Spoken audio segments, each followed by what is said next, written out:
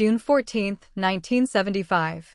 The Las Vegas Hilton showroom, packed with 2,000 people waiting for Elvis Presley's midnight show. Halfway through, "How Great Thou Art," Elvis stopped singing mid-verse. The orchestra faltered to silence. Security guards at the stage edge were gesturing frantically toward the front row, where an 8-year-old girl in a white dress was being helped forward by her parents. The child's eyes were covered with dark glasses. She was blind. And she was reaching toward the stage, her small hands trembling in the air, searching for something she'd never seen but desperately wanted to touch. Elvis set his microphone on the floor. Without a word to his band or the confused audience, he walked to the edge of the stage and knelt down. The spotlights caught the rhinestones on his white jumpsuit, sending fractured light across the showroom.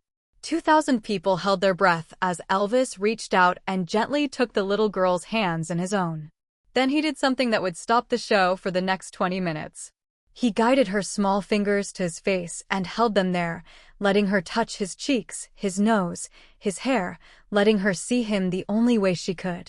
The Vegas showroom, known for cocktail glasses clinking and whispered conversations even during performances, fell completely silent. The girl's name was Sarah Mitchell.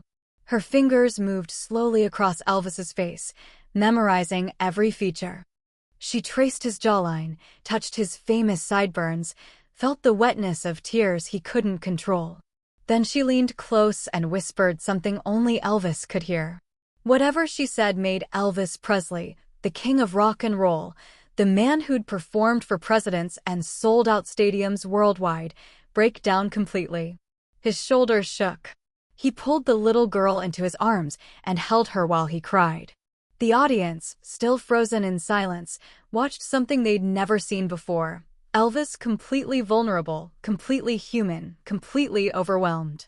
If you ever saw Elvis in Las Vegas during the 1970s, you know what those shows meant. The Hilton showroom was the pinnacle of American entertainment, the place where stars proved they'd really made it. Frank Sinatra had played there. Dean Martin. Liberace. But Elvis owned that room like nobody else. For those who remember, getting a ticket to see Elvis in Vegas wasn't just about hearing music. It was about witnessing something larger than life, something that reminded you why Elvis had changed the world 20 years earlier. The showroom seated 2,000, but it felt intimate somehow. Small round tables covered in white tablecloths, each with a candle flickering in red glass. Cocktail waitresses in short dresses weaving between tables, carrying trays of martinis and whiskey sours. The air thick with cigarette smoke. Everyone smoked in those days. It was just part of the atmosphere. The orchestra pit directly in front of the stage, sometimes with 30 pieces backing Elvis up. And the jumpsuits. God, those jumpsuits. Rhinestones catching the lights, creating constellations across the darkened room. But on this particular night, June 14, 1975, none of that mattered. The elaborate stage production, the costume that probably cost more than most people's cars, the meticulously rehearsed show, all of it stopped for one blind child who wanted to know what Elvis looked like. Security guard Mike Stone, yes, the same Mike Stone who was dating Priscilla, moved toward the stage, clearly uncomfortable with how long this was taking. Elvis was supposed to be in the middle of his gospel segment, the emotional high point of the show before transitioning back to rock and roll. The schedule was tight. The orchestra was waiting. The audience, though mesmerized, was starting to shift in their seats. Elvis held up one hand, stopping Mike without looking at him. He was still holding Sarah, still crying, still completely absorbed in this moment that had nothing to do with being Elvis Presley and everything to do with being human. Sarah's mother, Carol Mitchell, stood at the edge of the stage with tears streaming down her face. She hadn't expected this. Nobody had. They'd simply written a letter to Elvis's management 3 months ago, explaining that their daughter Sarah had been blind since birth, that Elvis's voice was the only thing that calmed her during medical procedures and difficult nights, that hearing him live would mean more to her than anything else in the world. They'd received a form letter back. "Thank you for your interest. Elvis appreciates all his fans." That was it. No tickets, no acknowledgement, nothing. But Carol and her husband Tom had driven from Phoenix anyway, spent money they didn't really have on a cheap motel room and 2 tickets to the midnight show. They'd brought Sarah in her best dress, the white one with lace at the collar, and positioned themselves in the front row, hoping against hope that Elvis might notice their daughter. He'd noticed. For those who remember Las Vegas in the 70s, you know it was different then. Not the corporate, family-friendly Vegas of today, but something wilder, more glamorous, more dangerous. High rollers in $1,000 suits, showgirls with feathers and sequins, mobsters in dark corners making deals, and through it all, the constant sound of slot machines and dealer calls. Getting tickets to Elvis at the Hilton cost $15, expensive for 1975, but nothing compared to what you'd pay for that kind of entertainment today. You dressed up. Men wore suits, women wore their best dresses and jewelry. Seeing Elvis wasn't casual. It was an event. And now that event had transformed into something nobody had paid for, but everyone desperately needed. Proof that fame hadn't destroyed Elvis's humanity. Elvis finally pulled back from Sarah, wiping his eyes with the back of his hand. He touched her face gently, and when he spoke, his voice carried through the silent showroom without amplification. "Honey, what's your name?" "Sarah," she said, her voice small but clear. "Sarah Mitchell. I'm from Phoenix." "Sarah from Phoenix," Elvis repeated, smiling through his tears. "That's a beautiful name. And you know what? You're a beautiful girl. Do you know that?" Sarah shook her head. "I don't know what beautiful looks like." The simplicity of that statement hit everyone like a physical blow. In a room full of people obsessed with appearance, the perfectly coiffed hair, the designer clothes, the carefully applied makeup, here was a child who'd never seen any of it and never would. Elvis looked out at the audience for the first time since he'd knelt down. His face was streaked with mascara from the stage makeup, his eyes red and swollen. He looked nothing like the polished performer who'd walked on stage an hour earlier. He looked shattered and real and more beautiful than any rhinestone jumpsuit could make him. "This is Sarah," he told the audience, his voice breaking. "She can't see, but she can hear better than any of us. And she asked me." He stopped, had to compose himself. "She asked me if I was as beautiful as I sound." A collective gasp went through the showroom. Some people openly wept. Others sat stunned, processing what they were witnessing. "You know what I told her?" Elvis continued. "I told her that she's got it backwards. That she's the beautiful one. Because she hears music the way it's supposed to be heard, with your heart, not your eyes. She doesn't care what I look like or what I'm wearing or any of that. She just cares about whether the music is true. And that makes her wiser than all of us put together." He turned back to Sarah, still kneeling, ignoring the strain it must have put on his bad back. "Sarah, honey, can I sing something just for you?" She nodded eagerly. "What would you like to hear?" Sarah didn't hesitate. "You'll Never Walk Alone. My mama plays it for me when I'm scared." In days before MTV and music videos, before concerts were filmed for instant replay, before everything was documented and shared, in those days, music existed in the moment you heard it. You couldn't rewind and replay. You couldn't watch it again on your phone. You were there or you weren't. And if you were there, you had to pay attention because that moment would never come again. The 2,000 people in the Vegas Hilton showroom that night understood they were witnessing something unrepeatable. Elvis stood slowly, his knees cracking audibly in the silent room. He walked to the microphone stand but didn't pick up the mic. Instead, he turned to the orchestra. "Charlie," he said to his conductor, Charlie Hodge. "Give me a minute. I'm going to do this one different."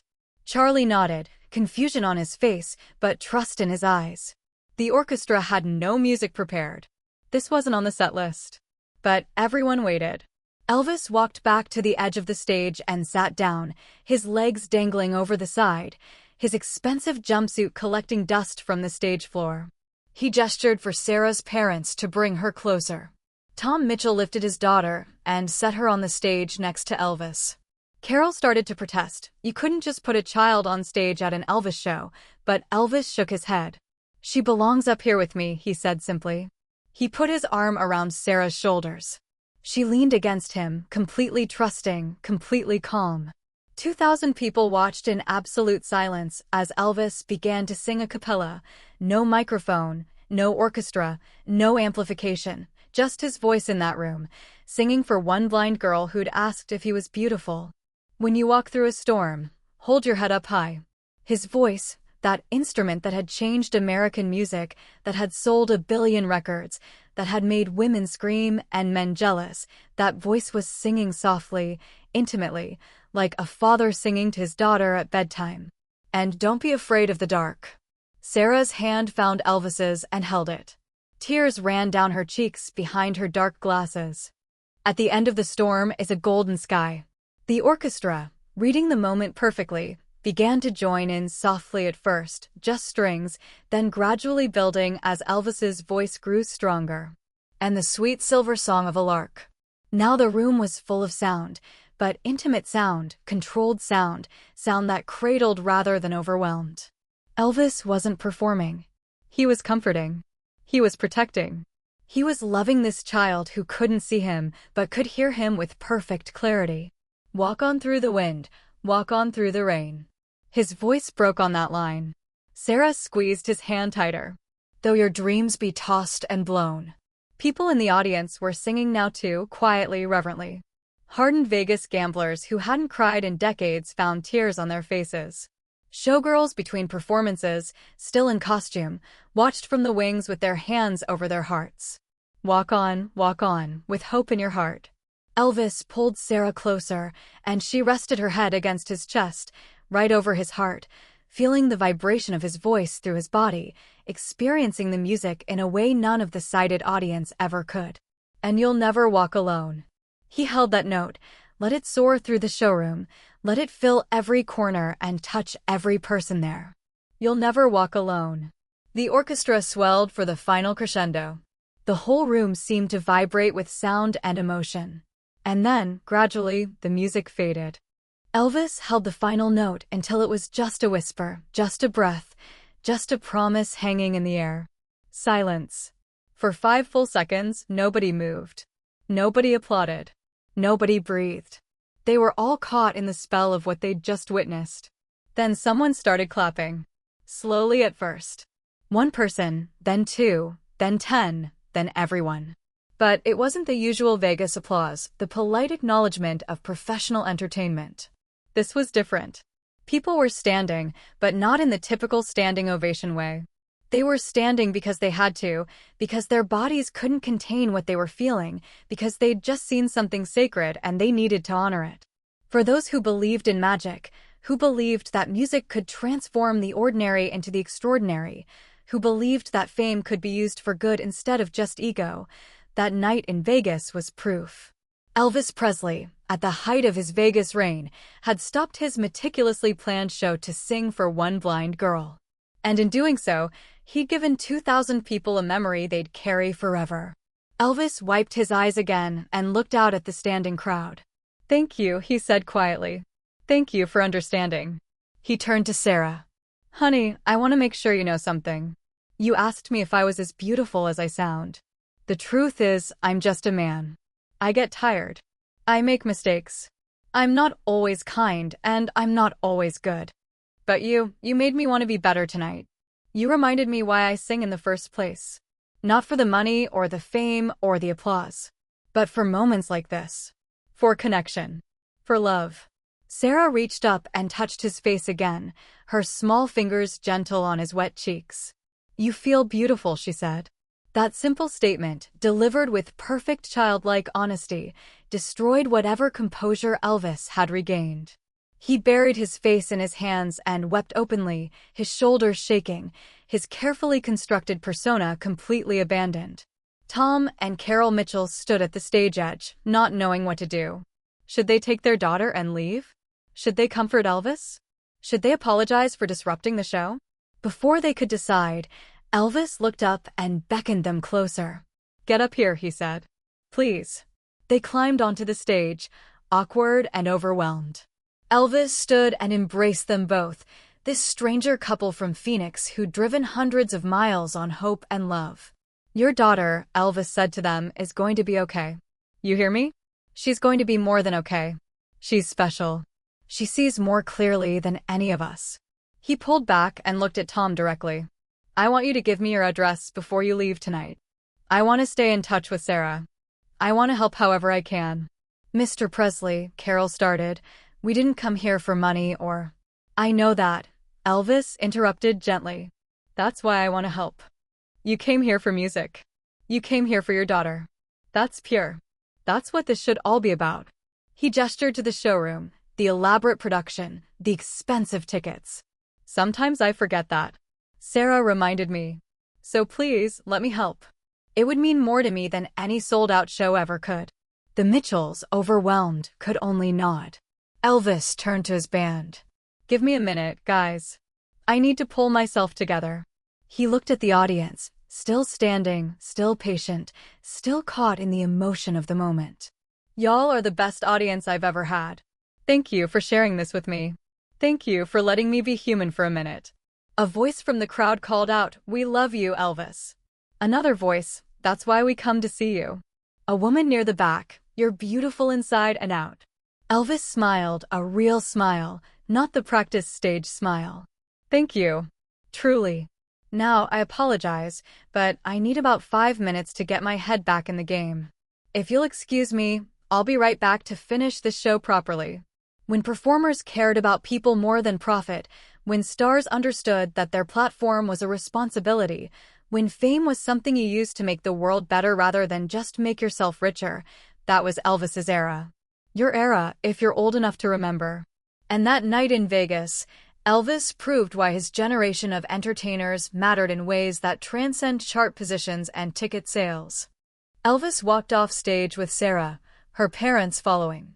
Backstage, away from the audience, he knelt down again and spoke to Sarah privately. Nobody knows exactly what he said to her in those moments, but her mother would later recount that Sarah came back smiling wider than she'd ever smiled before. What people don't know, what wasn't publicized at the time because Elvis insisted on privacy, is what happened after that night. True to his word, Elvis stayed in contact with the Mitchell family. He arranged for Sarah to receive specialized education at a school for the blind in California, all expenses paid. He sent her letters regularly, dictated to his secretary, but signed in his own hand, even though Sarah couldn't see them. Her parents would read them to her, and she'd dictate responses that Elvis kept in a special folder at Graceland. When Sarah needed surgery for a partially correctable condition when she was 11, Elvis paid for it and called her hospital room every day during her recovery. When she graduated high school as valedictorian at 18, Elvis sent flowers and a video message congratulating her. When she went to college to study music therapy, inspired by how music had shaped her own life, Elvis established a scholarship in her name at her university. None of this was ever press releases. No photo opportunities. No publicity. Just a man who'd been touched by a child's simple question and had decided to make sure that child's life was as full and beautiful as possible. But more than the financial support, more than the opportunities he created, what changed Sarah's life most was knowing that Elvis Presley, the most famous man in the world, had seen her as valuable, as important, as worthy of his time and attention. In a world that often treats disability as something to pity or ignore, Elvis had treated Sarah as a teacher, as someone who had wisdom to share, as someone who'd reminded him of truths he'd forgotten. The midnight show resumed after a 15-minute intermission. Elvis came back on stage composed, professional, ready to continue. But something had shifted. The rest of the concert had a different energy, more intimate, more honest, more connected. He abandoned some of the bigger production numbers and stuck with simpler songs, songs with meaning, songs that told stories. He talked to the audience more than usual, shared thoughts about music and life and what really mattered. People who'd seen Elvis dozens of times said that second half was the best performance they'd ever witnessed. Not because of technical perfection. His voice was rough from crying, he missed some notes, he forgot some lyrics. But because he was present in a way performers rarely are. Because for those 90 minutes, Elvis Presley wasn't trying to be Elvis Presley. He was just being himself, and it was more than enough. The Vegas Hilton engagement continued for 2 more weeks. Word spread quickly about what had happened that night with Sarah. Other families with disabled children started showing up at the front rows, hoping for similar moments. Elvis couldn't stop every show, the logistics wouldn't allow it, and Colonel Parker was already furious about the break in routine, but he started inviting special needs children backstage after performances. Sometimes he'd sing for them privately. Sometimes he'd just talk to them. Sometimes he'd simply sit with them in comfortable silence. The showroom staff, initially concerned about disruptions to the expensive production, came to see these moments as the heart of what made Elvis special. They started coordinating with families in advance, making sure children who needed accommodations could get them. The Vegas Hilton, known for its rigid professionalism and slick entertainment, softened just slightly, made room for humanity, allowed for the unexpected. Those of us who saw his kindness firsthand, who witnessed these moments that never made headlines, who understood that Elvis's real legacy wasn't the music or the movies, but the individual lives he touched, we knew something the tabloids never reported. We knew that behind the jumpsuit and the jewelry and the carefully managed image was a man who genuinely cared. A man who'd grown up poor in Tupelo, Mississippi, and never forgot what it felt like to be powerless. A man who'd achieved everything success could offer and discovered that none of it meant anything without human connection. Sarah Mitchell is 77 years old now. She never gained sight, but she built a remarkable life. She became a music therapist, just as she'd planned, and spent 40 years helping children with disabilities use music to communicate, to heal, to connect with the world. She married, had children, has grandchildren who've heard stories about the night their grandmother sat on stage with Elvis Presley and made the king cry. She still has the white dress she wore that night, carefully preserved in a climate-controlled box. She still has every letter Elvis sent her. And she still remembers, with perfect clarity, what his face felt like under her fingers, not the physical features, which she couldn't see, but the emotion she felt radiating from him. The vulnerability. The kindness. The genuine love for a child he'd never met who'd reminded him why any of this mattered. In 2022, a reporter tracked Sarah down and asked her about that night. She was 75 then, retired from her therapy practice, living in Northern California with her husband. The reporter asked if she thought Elvis had helped her because he felt sorry for her. Sarah laughed. "You've got it backwards," she said. "I helped Elvis that night. He was the one who needed healing, not me. I was perfectly happy being blind, it was the only life I knew. But Elvis, he was trapped by his fame, by expectations, by having to be Elvis Presley every second of every day. For those 20 minutes on stage, I gave him permission to be human." That's what he thanked me for later. Not for being brave or inspiring or any of that patronizing nonsense people say about disabled children, but for showing him that real connection matters more than perfect performances. She touched her temple, where she stored memories. People always ask me if I wish I could have seen him. They don't understand. I did see him. I saw him more clearly than anyone in that showroom that night. I felt his soul through his skin, heard his heart in his voice. I knew exactly what he looked like, beautiful, just like he sounded. Not because of his physical features, but because of who he was when he let the walls down. Your generation understood something about fame and humanity that seems to have been lost. You understood that stars could be extraordinary and ordinary at the same time. That someone could be the king of rock and roll and still kneel on a dirty stage to comfort a blind child. That true greatness wasn't about being untouchable, it was about remaining touchable, remaining human, remaining connected to the struggles and joys of ordinary life. Elvis belonged to a different era. Your era. A time when a midnight show in Vegas could stop on a dime for something that mattered more than the production schedule. When a performer could cry on stage without it being seen as weakness. When kindness was considered strength, not naivety. Do you remember moments like that? Moments when Elvis or another performer from your generation did something that reminded you they were human, that they cared, that they understood the power they held and tried to use it wisely? Those moments mattered. They shaped how you understood fame and success and what it meant to use your gifts for good. If this story reminded you why you loved Elvis, why you loved that era, Why you still carry those memories with such tenderness, share it. Share it with someone who remembers those days. Leave a comment about your own Elvis moment or about a time when you witnessed kindness that changed you. These stories need to be preserved. They're part of the fabric of your generation, part of what made that time special. And subscribe for more untold stories from the era when music had soul and stars understood that their platform was a sacred responsibility. Because Elvis's story isn't just about one man. It's about an entire generation's belief that fame should elevate everyone, not just the famous. That success should be measured in lives touched, not just records sold.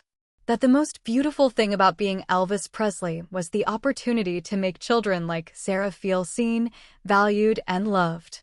That night in Vegas, Elvis Presley gave 2,000 people a gift they didn't expect, proof that their hero was even better than they'd imagined.